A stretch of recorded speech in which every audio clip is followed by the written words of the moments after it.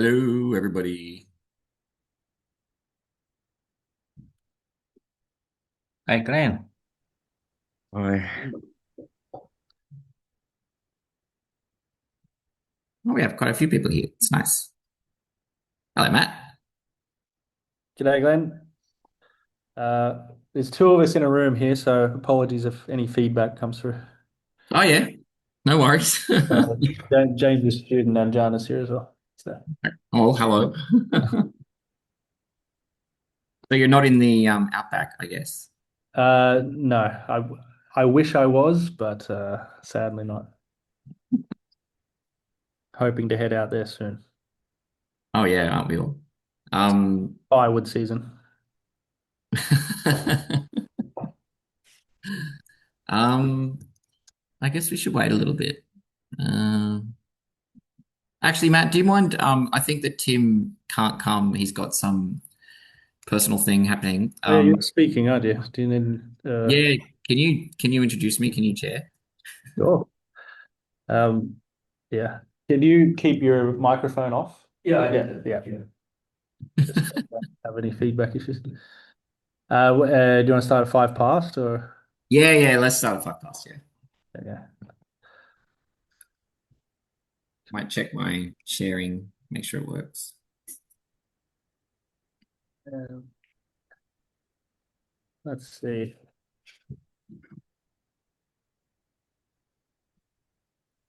So what are you going to talk on today, Glenn?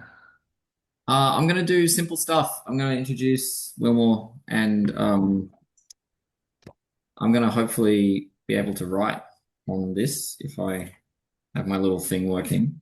Um, I'm notoriously bad at anything related to technology, so Fellow Luddite. I like to see it. so I'm basically just gonna chill out this morning and give a pretty relaxed slides talk and um, do some simple things, evolution equations, that sort of stuff. Okay, I think it works. It has this lag. It makes like you see that, like a straight line segment at the start. I don't know. Uh, Whatever. All okay, I'm going to be a rebel and start at 10:34. right. Is it recording? How do I record? It said it was recording when I joined, but Oh yeah, it is recording. Okay, well we'll just edit the start bit out because that's I'm not a very professional person, but I think that's maybe beyond the pale. So okay, then welcome everybody to the first talk in this rendition of the Australian Geometric PDE seminar. This time around, we're going to be talking about the Willmore flow mostly, but I guess today's talk will be more generally an introduction to Willmore surfaces by Glen Wheeler. Thanks, Glen. thanks, Matt. Thanks for the introduction, and thanks everybody for coming. I also have to apologize if there's some ambient background noise because my son is making some grilled sausage thing in the background. I hope that Zoom's noise cancellation can do something about that. Anyway, so yeah, so we're kicking off our 2026 seminar season. We had again a little democratic vote on which topic to look at, and Willmore was victorious for the first time in many years. It's been proposed, I think, every time, and finally it got through, got up. And It's organized nominally by Tim, myself, and Paul. Uh, and so we aren't necessarily the speakers. We would really love it if people could volunteer to take some topics in the seminar series.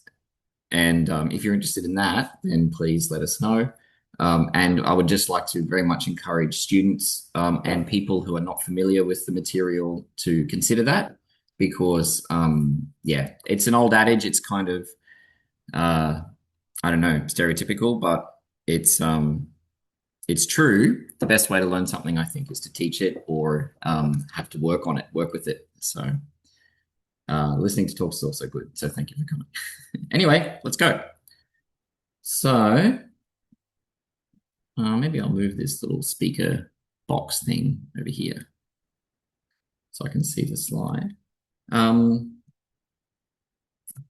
so let's set our notation. I'm going to really try extremely hard to be consistent. It's something that I have struggled with.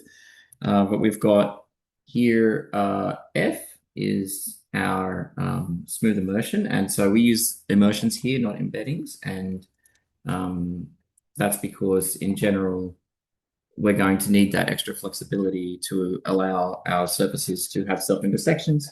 So typically you have some kind of sigma, which is going to be a two-manifold surface, and then we're going to immerse it via, oh, Glen, come on, via, sir, please, F,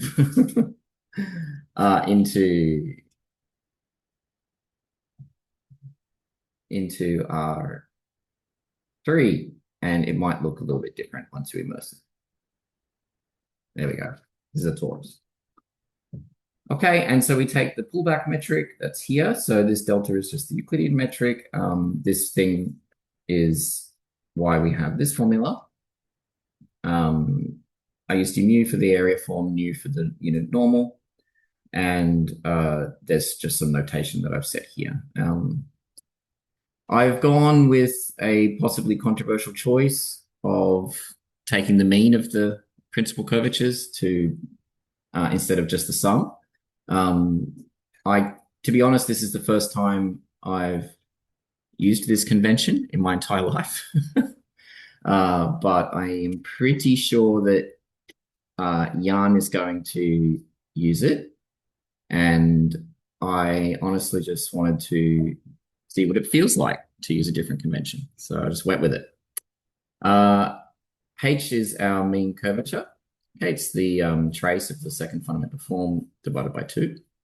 Okay, this is Gij is the components of the inverse of this G. G is invertible because F is a immersion and it's Riemannian. Okay, so we need a Riemannian metric, we need a positive definite two form.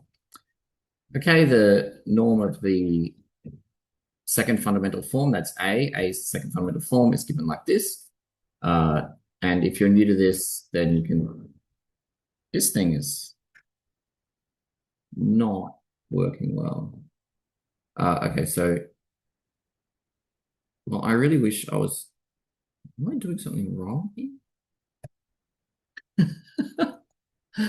I want to write this using G, I guess I just need to take, what are you doing? I need a new writing tablet. G, I, J, G. Maybe annotating is not going to work so well. You can write this using 2 copies of the metric. And then the indices downstairs. Yeah, thanks, Matt. I can't write with this thing. It keeps making like a little circle, like oh, maybe I'm pressing too hard. Yeah, Matt knows what I'm writing.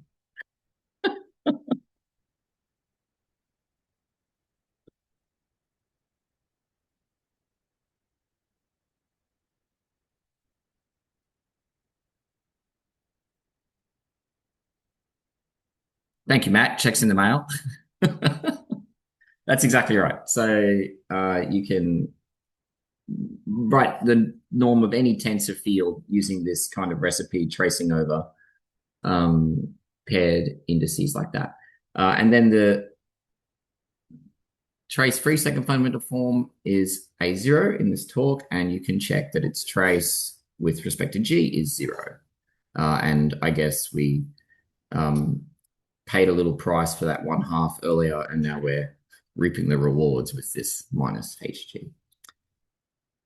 Okay, and then what else have we got? We've got a mean curvature vector, which is just, because we're in one codimension, very simple, scalar times the normal.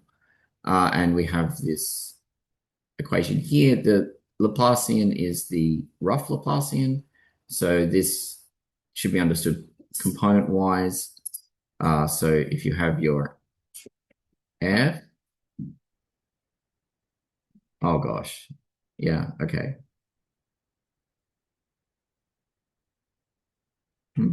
So if you have your F, maybe I'm just pressing too hard.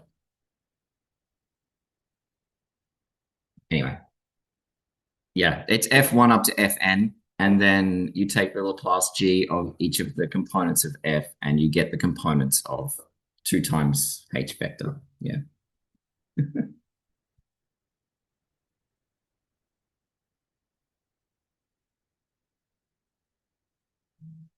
I think if I replace this thing, maybe I shouldn't do this in the middle of the talk.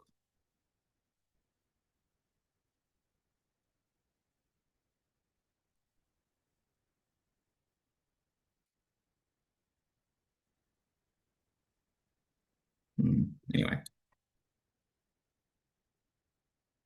oh, Matt's giving me a little bit of time to try to fix my pen. Thank you, Matt. This is a tandem talk, by the way. You know, when you do those matrix rims, matrix overball things, this is what they should do. We should give talks as a pair.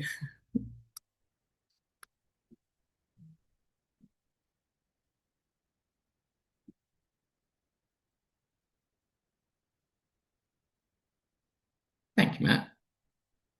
All right, so let's keep going. And if I give another one of these talks, I'll promise I'll repair my pen.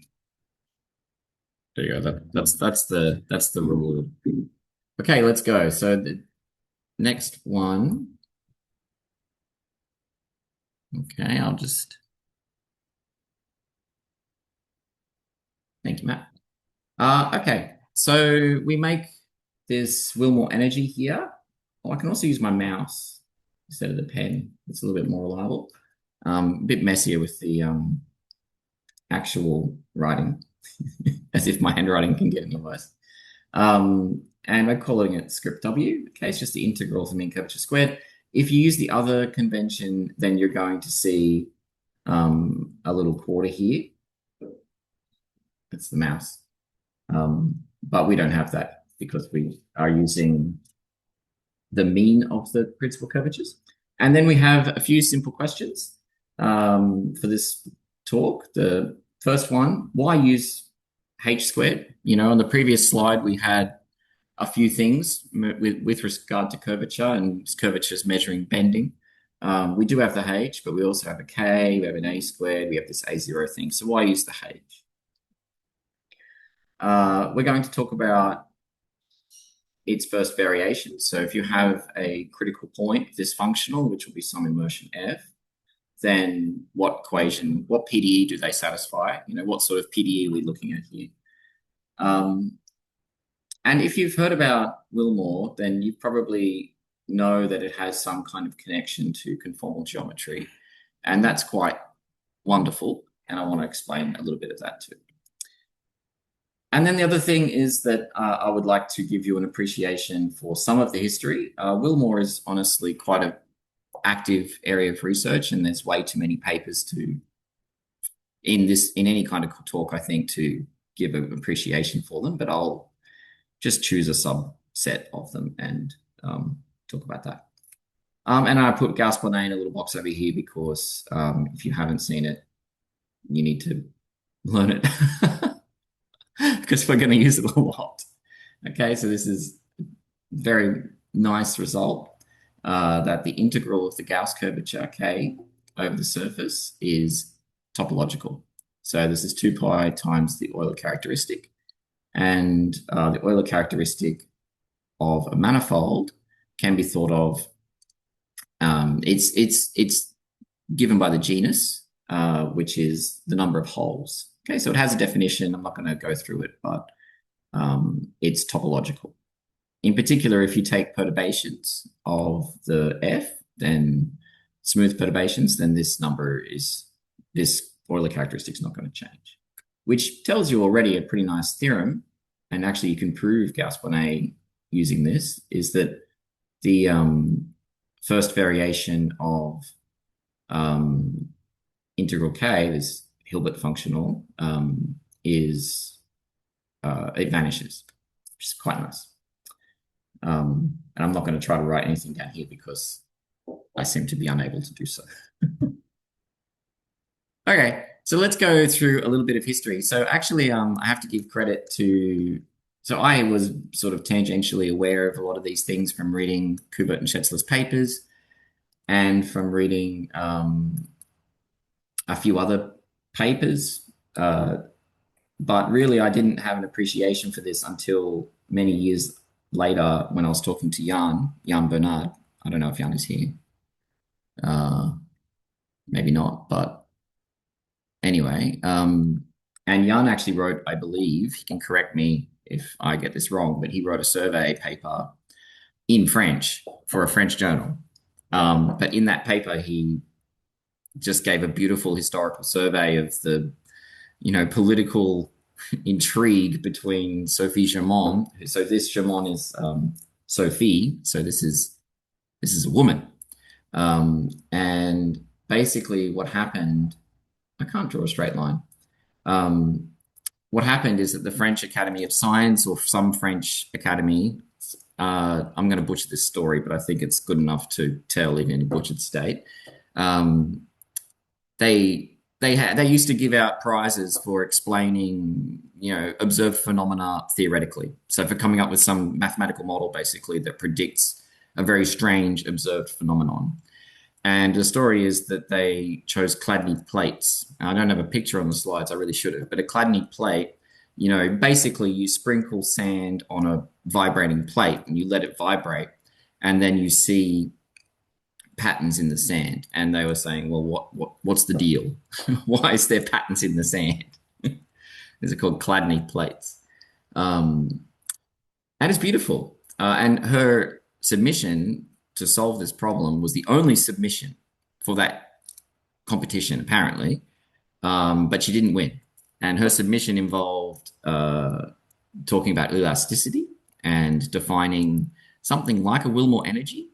And she didn't win. And it was kind of controversial. Poisson saw it and decided to come up with his own program that resulted in a similar thing. But actually, it sort of has a nice ending because nowadays we do know about Germain, and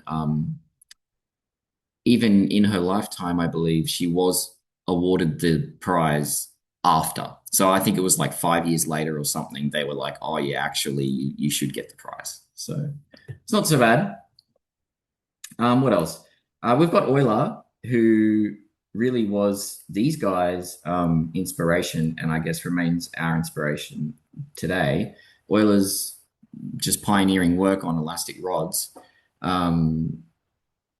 A lot of what Germain, Poisson, Lagrange, all these guys were really doing is trying to make a 2D version of what Euler was doing. So it's just how maths works, and also maths worked like that 200 years ago, and that's quite heartening to see. Kind of not independently, but I don't believe any of these people doing elasticity had any appreciation for conformal geometry, which really was coming from the early 20th century with Thomson and Blaschke. Blaschke should probably be first. I don't know why I wrote Thomson dash Blaschke. Sorry about that. I wasn't trying to make some kind of underhanded remark. It just whatever. Glen. Yeah, so Blaschke's school of conformal geometry, and I think Thomson might have been a student of his, I'm not sure, or at least a colleague. They wrote a lot about conformal invariance, and for them, the Willmore energy was a natural thing.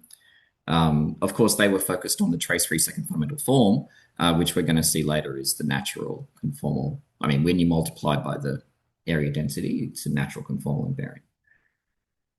Okay, Willmore himself wrote his landmark paper in 1965. We're going to talk about what is in that in a second.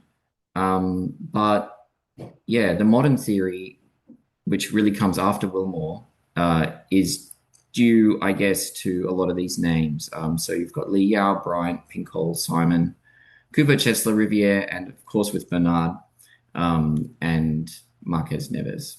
So we'll talk more about these things. I don't think we're going to do Marquez Neves, so that's the resolution of the Willmore conjecture.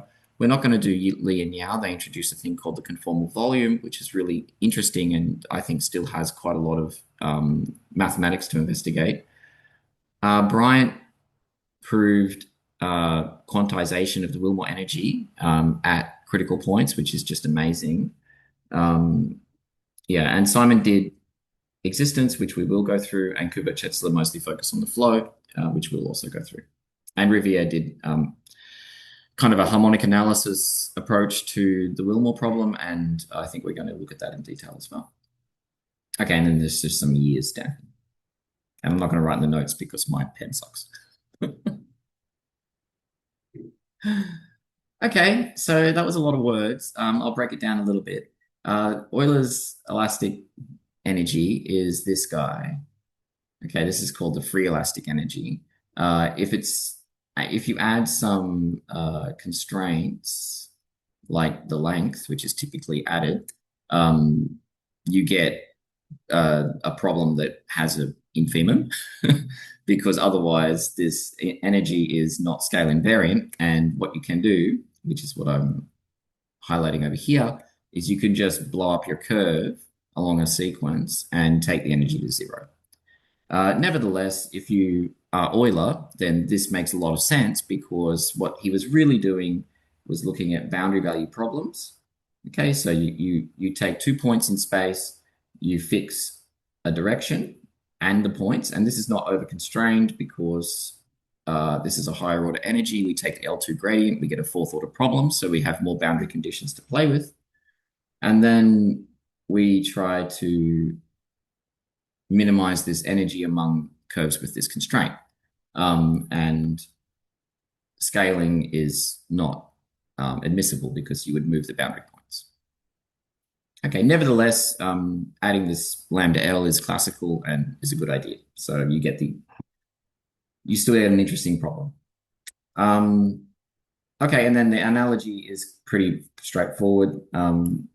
The curvature, there's only one curvature for curves, as opposed to for other high dimensional objects, there's more curvatures. And then there's the arc length element ds. And so this turns into, I'm claiming, Willmore integrand, which is h squared du. Okay, and then why, yeah. So for surfaces, you don't have this dependence on scale. It's scale invariant, and I'll show you that in a second. I think there's more on that later. But it's just straightforward. The curvature scales like 1 over length, and the square scales like 1 over length squared, and then the measure scales like dimension, so length squared, so they cancel out. Okay, so here's the story that I was telling. Okay, so I've already told this story, so I'm going to skip this slide, but yeah, so Jamon really did have a very interesting approach to gladdening plates. And yeah, like I already talked about this, so I'm going to skip it.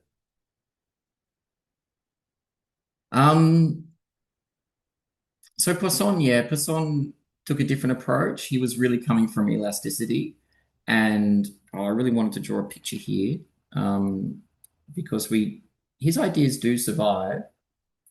How do I, Glen? Really wish I was better at doing this. But basically, if we imagine, this is very much along the lines of what we would think of as the Helfrich approach to biomembranes. But if we imagine a surface made up of layers of molecules, okay, this is a common thing to do in the study of biomembranes. Okay, I don't need to draw them all. But if this is a bilayer and they're trying to bend around, you can argue that you get some kind of penalized or offset Willmore type energy. And that's really, I think, due to Poisson, this molecular model. And his ideas survive in this Poisson ratio. Um, and yeah, there's this survey by Holmes that has a lot of this information in it. Okay, what about Willmore? Why do we call it Willmore? Why don't we call it the Jamon functional or Poisson functional? Well, Poisson's got a lot of names already for him, but why do we call it Willmore? I guess um, the actual functional itself is definitely older than Willmore's landmark paper, which was in 1965. Like I said, Blaschke's school had already touched it, and Thomson himself has this article where he derives the Euler-Lagrange equation. So it really had been looked at before. Um, but Willmore, the way that he approached the energy and the questions that he was asking, I think they were very exciting, and I think they still are quite exciting. And he's a traditional geometer, or was a traditional geometer. Um, and so I think he just, I don't know, right person, right time, right ideas, and it resonated with the community, became very famous. Let me explain a little bit what he did in his paper. Uh, so there's a special minimizer, it's minimum value of 4 pi on spheres. Just a sec, my son's decided to start playing piano. Peter, what? It's really distracting if you play piano while I'm trying to talk. Sorry. Sorry. I don't know if it's okay. It's only going to go for half an hour more, okay? Yeah, good. All right. All right. So 4 pi is the minimum on spheres. So if you have a topological sphere, then the minimum value is 4 pi. We're going to see that's really easy to show. And what Willmore did, he didn't calculate all sort of tori revolutions energy, but he used very symmetrical tori revolution, and he found um, this minimum. And this minimum is achieved by the Clifford torus, or the stereographic projection of the Clifford torus from S3 down into R3.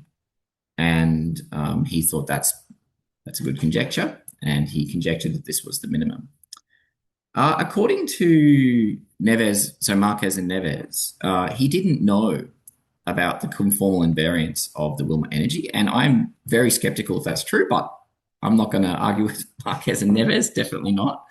But according to what they said, Willmore only became aware of this in 1973. So it's actually quite remarkable that he would, because conformal geometry and stereographic projection is a conformal map, and the Clifford torus is a minimal torus in the 3 spheres. So it's more natural of a conjecture. It's more obvious of a conjecture if you know these facts than if you just randomly started calculating the energy on tori, but apparently that's what he did. Later, so 6 years later, he wrote a very nice paper where he took a space curve, and then he took the tubular neighborhood of a space curve, and he calculated that the minimum of the Willmore energy on that set is 2 pi squared. That's quite nice, but that came much later. I don't even know if this result is very well known. And he wrote a book in 1982, which has a few updates. I think the most recent update was 2001, maybe, which is quite nice. And if you haven't checked it out, I would recommend checking it out. It's a green book. Okay, and then I've got a list here, but I'm going to skip it because there's too much physics. Oh, maybe I'll say something about this list. So here's all the classic theory, classic stuff. I guess this is still classic now, but I would guess I would think of it as modern. And this is mostly related to what we're going to talk about in our series of talks. Simon wrote an amazing paper on existence. it's quite technical, and I hope Devesh can do it. um, I mean, the idea is quite straightforward, but the estimates are very technical. It's a really good paper. And then Bauer Kubert and Kubert Lischetzler, they came later. They wanted to look at minimizers for higher genus and see what happens to that minimum value, and they proved some convergence in the limit. Bryant, I hope I put Bryant on the previous slide. Yeah, Bryant's on the previous slide. I guess he did come quite a few years earlier. Kubert-Chetzler introduced the Willmore flow, and originally the idea with the Willmore flow was to try to prove the Willmore conjecture with the Willmore flow. But it turns out that it's quite an interesting thing in its own right, and it hasn't really been able to prove the conjecture yet. The conjecture, of course, was proved using different methods, using min-max by Marquez and Neves, which is also really amazing. Riviere wrote many papers on Willmore, which is great. And this 2008 paper is on analysis aspects of Willmore functional or of Willmore surfaces, and really looks at trying to recast the Euler-Lagrange operator as something that's variationally useful. We're going to see that that's a bit hard. So from the perspective of an extrinsic geometer like myself, the Euler-Lagrange equation is quite a mystery, and I will give you an appreciation for that once we see it. But Riviere really believed philosophically that it must have a good form, and he found it, and it was amazing. And then together with Jan, who was, I believe, his postdoc for many years, they wrote a number of papers, including a paper on singularities, which is, I think, in 2013. Okay, yeah, Marquez Neves proved the Willmore conjecture using min-max. That's awesome. And then there's this new paper from Riviere School, which has a big survey if you're interested. In physics, the Willmore energy comes up quite a lot. And I already mentioned Helfrich, but there's also Cannon, who gave a few different physical setups that give you the Willmore type energies. So it's interesting in physics as well. And yeah, I'm not going to draw anything here because I can't. Okay. So Leon Simon had a paper that wasn't so well known in 1985, and his 1993 paper says the present paper gives a detailed exposition in arbitrary codimension of arguments which are only briefly sketched for the codimension one case in the conference preceding papers, which is the 85 paper. So that was proceedings of the Center for Mathematical Analysis at ANU. So it was a conference. Thanks, Peter. Yeah, that's awesome. Yeah, I love the idea that his 1993 paper has details in it. Yeah, the ANU really was a worldwide hub for, I mean, it still is, but just these famous names like Leon Simon and Gerhard Husken. And anyway, there's a lot of awesome stuff produced in that time that we're still, following up today. Will be for a long time. Okay, so I'm going to try to talk through this. I love this calculation. So why integral h squared? Why is it natural? Well, we've got to decide what natural means. If we want a bending density, a bending energy, to be isotropic, okay, which makes sense. You shouldn't depend on the direction you're facing for your bending. Quadratic maybe needs a little bit more justification, but quadratic is one more than linear, and linear is going to be trivial because of Gauss-Bonnet. Linear is just going to be nothing because we need to also be symmetric. And so quadratic is basically the simplest. I'm going to argue it's the simplest choice of degree for polynomial here in Q. And symmetric, well, we need symmetric for it to be well-defined, smooth. And we call this density Q, then we get this expression And we can read off what these things are by some simple arithmetic, simple algebra, right? Because the sum of the principal curvatures, K1 and K2 are the principal curvatures, is 2h. The product is the Gauss curvature. And then this is the a squared. It's 4h squared minus 2k. And so we get sort of a prototypical general bending energy of 4a mean curvature squared plus 2b minus ak. And then you might think, well, why not have this? Well, we can. We could make an energy with, yeah, I can't write. We could make an energy with integral k d mu, but like we said before, Gauss-Bonnet tells us that the variation of this is 0. So variationally, the energy is just Willmore. And that's why I think integral h squared is quite natural. At least for closed surfaces, right? Closed finite surfaces. Well, closed surfaces are already finite. Okay, let's keep going. So we've got these sort of algebraic relations, a squared, a0 squared, which can be written as the difference of the principal curvatures squared. And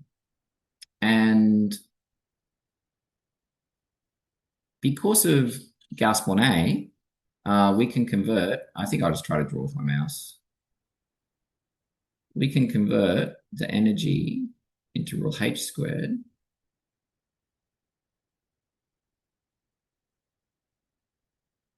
okay, it's not that bad. We can convert integral h squared to integral a0 squared.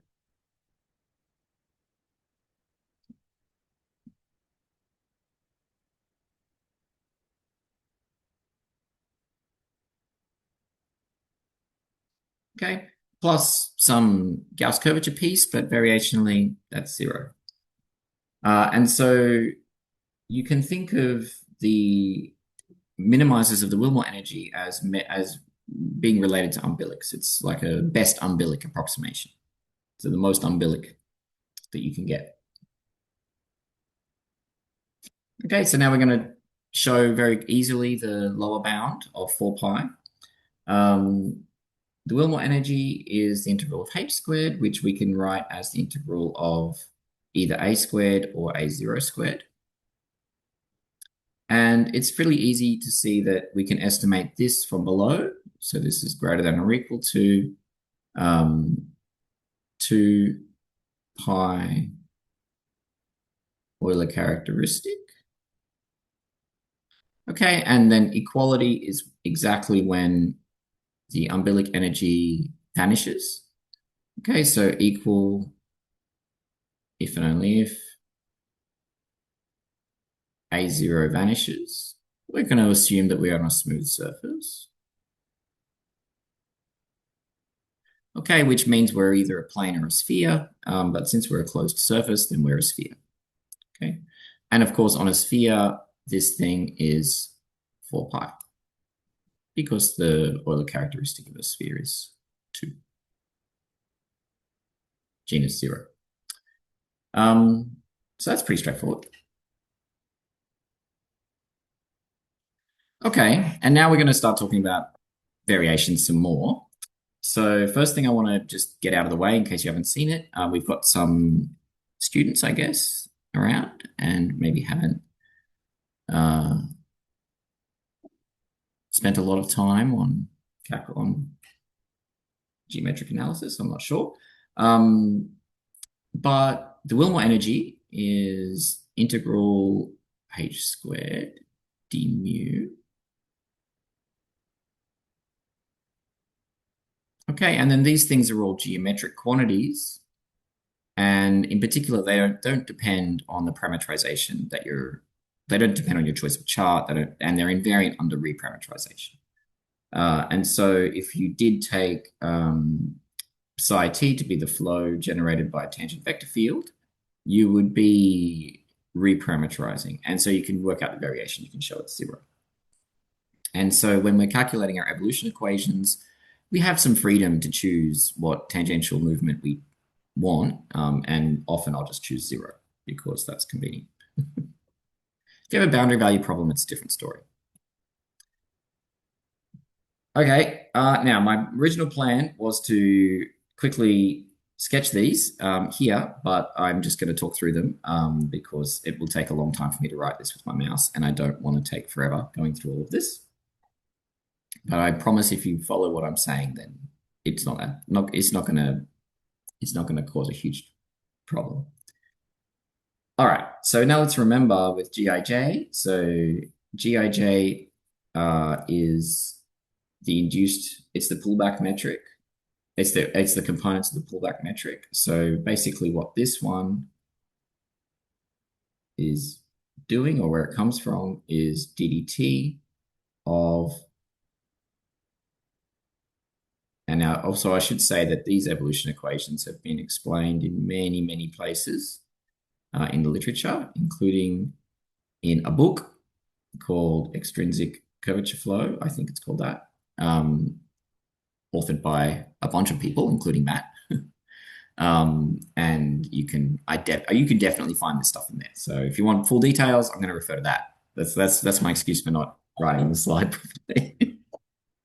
Okay, so if you work this out, you're going to have to use the product rule because we have a little dot product here.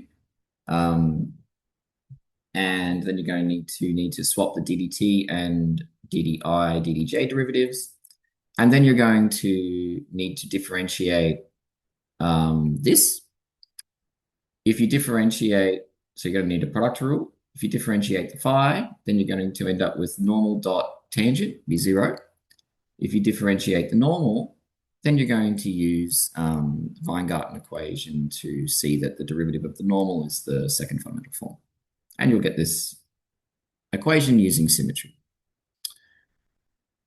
Cool. That's where the 2 comes from. Now, the inverse can be seen by tracing this and using the definition of what the inverse does. And then if you know how to differentiate determinants, right? So this is, and differentiating determinants, I guess, is not something that you're born with knowing how to do. So if you don't know, then it's good to do an exercise on it, as my students could attest. But this d mu induced measure is square root determinant G, d Lebesgue measure. And its evolution, it gives you back another determinant, which is why you get the d mu back again. And then you have to trace the evolution of G. And so the trace, of course, of these evolutions of G give you back a mean curvature. And so you get this classical formula that the first variation of the area element is proportional to the mean curvature. And you can see it's going to be 0 if the mean curvature is 0. And so you get your minimal surfaces back. Okay, this equation down here is your Gauss-Weingarten equation. And this is the old product rule. All right, let's keep going. We can also show that the unit normal changes by the surface gradient of the speed. This comes from observing that the derivative of the normal is a tangent vector field, and then working with that, pulling out the derivative, and again, swapping them so that you get ddt of the motion. Using similar things, you just keep going, keep using product rule, chain rule, chain rule, I guess, and these geometric identities, and you're going to end up with this evolution of the second fundamental form. Yeah. Okay, and we can see it's quite a nice equation. It's not exactly, I mean, we don't know what phi is yet. It's just the speed. But using this and the evolution of the measure, we can work out the evolution of the Willmore energy. There's a chat. Yes, no, I didn't do that this time. I'm going classical. I'm going classical. Yeah, I'm going classical. So to actually, yeah, the DDT does not commute with the connection, which is written here as nubbler I, nubbler. So in case you've seen things about that, which is quite nice, but I'm not doing it. Not right now. I do like it though. For the mean curvature, we can use the old product rule again, and just plug in the evolution of the previous slide. Okay, so when we do the derivative of the g, we get, again, the second fundamental form back, and we trace it, and we get this, part of this. And when we do the evolution of the second fundamental form, we trace it with g, and we get this. And so you see, you get this classic reaction diffusion equation for the mean curvature scalar. So if we were doing mean curvature flow, which is a wonderful flow, we would put phi as h, and you would be able to already say a lot of interesting things from this equation. And probably this is the ugliest part of the half. I'm sorry. So 1/2. Okay, anyway, let's move on from that and look at the evolution of the functional now. So we differentiate through. We're differentiating the square of h, and so we get this chain rule. And then we're differentiating the measure, and so we get this term here. And yeah, that's it. We integrate by parts, and we get our first variation, and you can see the Euler-Lagrange operator there. Now, I haven't combined them because my plan was to write this using the A0 in the notes, but you can combine these two terms together to get h times A0 squared, or 2h times A0 squared. Okay. Oh, yeah, h times, yeah, 2h times h squared minus k, which is h times A0 squared. So you can see that the trace-free second fundamental form has, a key role in the operator. It's in this formulation, it's the reaction term. Now, I haven't got a slide on why this is difficult from an analysis perspective, but so let me just give you a very brief indication of it. Our energy is integral h squared. And really, the person to talk about this is Jan, and I hope that he will talk about this so that it corrects my bad explanation. But integral h squared is quadratic in h, right? It's quadratic. So you can think of h. Do you remember this beautiful equation? The h nu is the Laplacian of f. Right, so you can think of h as having two derivatives of f. And so this is like two derivatives of f squared. So this is controlled, right? This is our energy.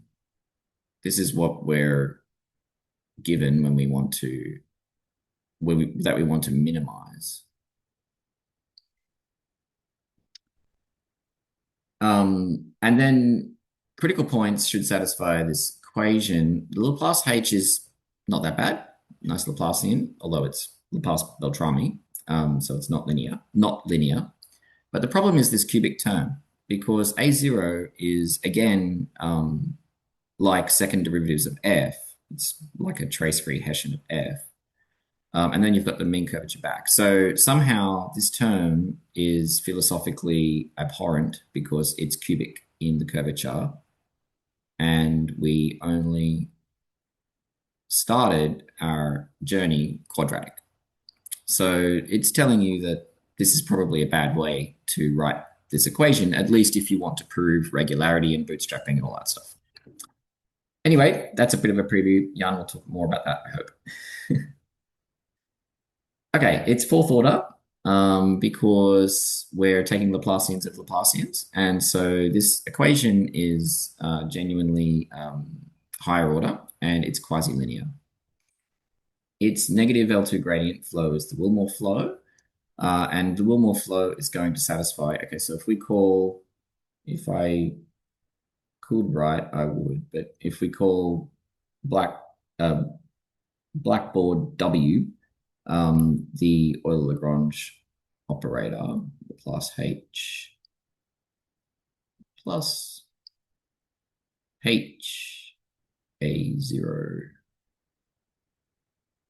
squared. Okay, and then along the Willmore flow, you can sort of see that what's going to happen, like why this is the L2 gradient, is that you're going to have ddt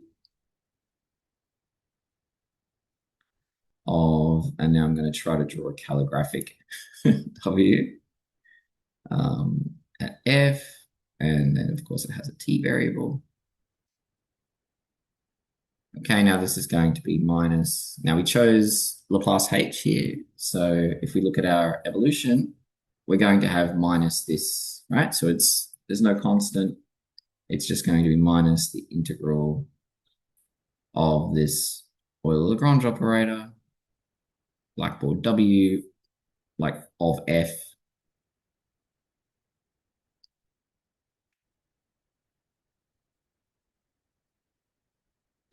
squared, and that's the L2 norm squared. So this is the equation that tells you you've got the right gradient flow, and it also tells you that the Willmore energy is monotone decreasing with equality only when you have the Willmore surface. Okay, so it's a nice object. All right, what can we say? What are some special examples? Round spheres. So if you have a round sphere, then your curvature is 1 over the radius, and your trace-free curvature is 0. And so your Willmore energy is 4 pi, and your Euler-Lagrange equation is satisfied, right? Laplacian of a constant is 0, A0 is 0. Both terms vanish independently. There's no non-trivial cancellation. Okay. And then the other example is Clifford torus. I didn't put the calculation in the slide, but that's true. Now, with the little bit of time I've got left, I want to talk about conformal invariance. So I'm going to fib a little bit at the start. Here is dilation. So if you dilate F, you get the metric changing by the dilation factor squared, the measure also squared, curvature is reciprocal. And so then the energy, which is the integral, I will fix that later. Integral of h squared d mu is 2 minus 2 is 0. Okay, that's what I want to write.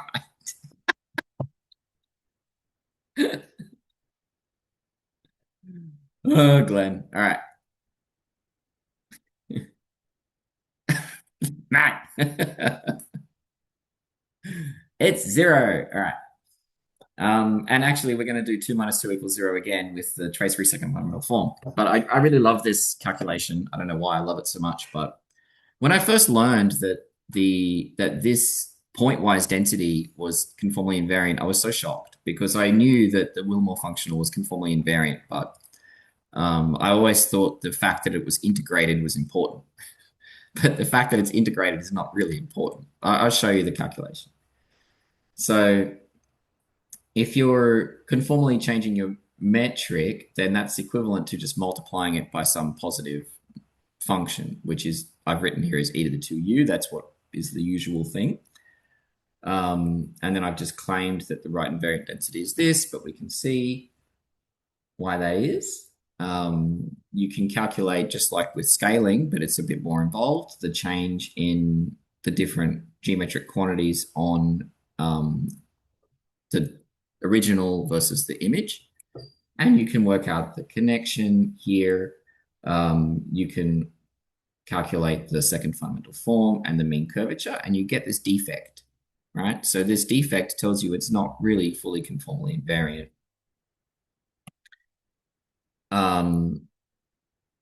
And if you, exercise for those at home, you can make the trace-free second fundamental form, and you see that this extra part cancels out. Amazing. Just amazing. And so the trace-free second fundamental form scales like that. I mean, with it transforms like that under conformal change, which I just, how good is that? No defect, just perfect. And then so its norm is like e to the minus 2u. And then we remember that the measure is e to the 2u. So again, 2 minus 2, well, 2u minus 2u is 0. And so this density is conformally invariant. And I haven't told you what intuitively conformally invariant means, but okay. Groups. Euclidean rigid motion, these are your typical geometric invariants. Translation doesn't change geometric quantities. Rotation doesn't change geometric quantities. We can add more things to our group. We could add scaling.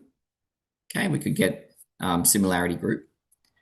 But we can also add another funny thing, which is inversion. Okay, and so inversion turns the space inside out. You pick a point, and then you send every vector relative to that point to its reciprocal, right? So a vector x gets mapped to x divided by the norm of x squared relative to that origin that you picked. And that's inversion. And if you think about it, it's a bit funny because if your point x was on your ambient, so these are conformal changes in the ambient metric. I should have said that before. If your point that you picked was on the surface, then you might turn a bounded surface into an unbounded one, or an unbounded one into a bounded one, but let's just not worry about that for the moment. And that's what a conformal, so that entire group is called the Möbius group, and it generates conformal transformations. But so geometrically, that's what's happening. So this algebra is capturing all of that. It's quite nice. All right. Okay, so I put a few more calculations here. They're just amount to the same thing, so I'm going to skip them. And now, just in the last, I don't know, minute, I want to give a little bit more detail on the honest truth about inversions. So if your inversion is centered on your surface, then your conformal factor is not smooth, it's a log. And so a lot of these formulae before, you might think they break, but they don't break. They just become very interesting. And I think Brian White, with some collaborators, wrote about this in 1970 something, 73 maybe. And I don't want to give full detail, but basically you either gain or lose energy based on whether you're turning a flat end into a closed part of your surface or not. And if you don't choose the inversion on the surface, then you get a nice invariance. Okay. Yes. So you do pick up this extra piece, but it's not intractable by any means. It's a calculable thing, and it does lead to more interesting math. But we're not going to talk much about that because when we do the flow, we're going to be flowing closed, smooth surfaces, not infinite stuff. The last thing I want to say is that stereographic projection is a conformal map, and this gives you a very deep relationship between Willmore surfaces in R3 and minimal surfaces in the sphere. And this calculation is very simple because you can calculate that the Willmore energy is 1 plus the mean curvature squared in the sphere. And if you had a minimal surface in the sphere, your mean curvature would be 0. And so you would just be left with the area part. And since you're minimal, you've minimized already that area part. So you get this confluence of miracles, and lo and behold, minimal surfaces in the sphere, S3, project to Willmore surfaces in R3. It's just the critical point. So I didn't say anything about stability or minimization. Okay. There's plenty more things to say, which we're going to touch on in the seminar. And that slide is about that. And I'm done. Thank you for your attention. Thanks, Glenn. It's 11:31, but I'm sure Glenn's happy to stick around for questions if anybody wants to ask. Yeah, we started 4 minutes late, so we got 3 minutes of questions by my calculation.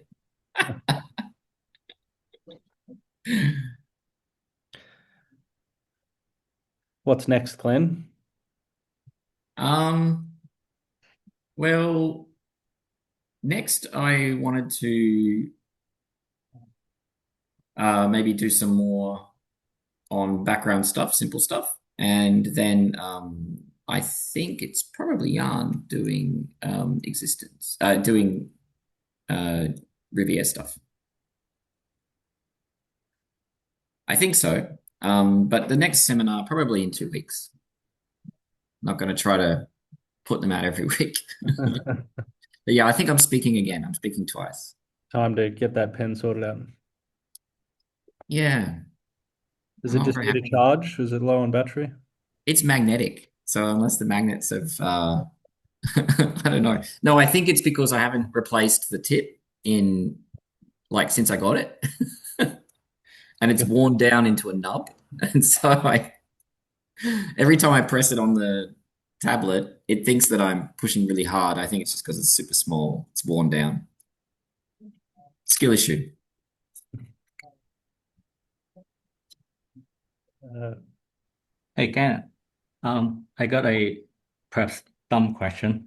Um, so can you give some examples of Willmore surfaces that don't come from stereographic projection of CMC or minimal surfaces in the sphere?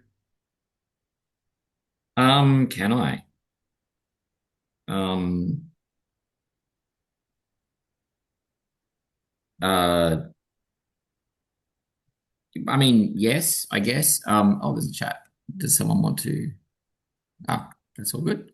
Um, well, the one that I always think of is the inversion of a catenoid. So, I mean, these all come from minimal surfaces anyway.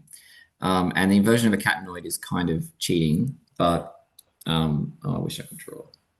So your catenoid, like now it's working. I don't know. Catenoid looks like this. And if you choose the origin as your center point for inversion, then you basically have a unit ball. The end, and it's a unit catenoid, so these points on the edge are invariant under the inversion. And you stuff all of these, the two ends into a unit ball. And the object that you get is this kind of deflated configuration, which I don't know, if you squint, looks a bit like a discocyte, like a red blood cell. So So it's kind of, it has a singularity. Yeah. yeah. So this has a branch point at the origin. So it's not really smooth, but it is Willmore and it's not minimal. is it rotated around the vertical axis, just like the catenoid, I guess? Yeah, it Same is. as the Yeah. catenoid. Yeah, so it's like a deflated sphere where like the center part is actually touching. Mhm. Um, That's a smooth immersion, isn't it? Or is it not? no, it's C1 the graph is C1 alpha, but not C2 at the origin. Mhm. Yeah, it's a bit funny. That's I saw this example in Kubert-Chetzler's singularity paper. Mhm. So it turns out that the Willmore energy of this is bigger than two spheres. So when you take a minimal surface in R3 and apply the inversion, you get something similar, right? I mean, something with cups and so on. Well, Um, I don't yeah, know. No, yeah.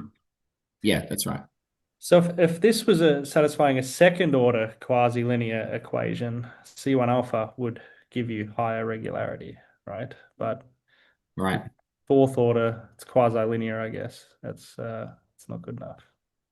Yeah, it's also because the metric is quite degenerate there. Yeah. Okay. So Something else going on. yeah, I guess it's a little bit disingenuous to say that it's C1 alpha and not better because like the PDE is quasi-linear. That's true. It's just that there's more things going on.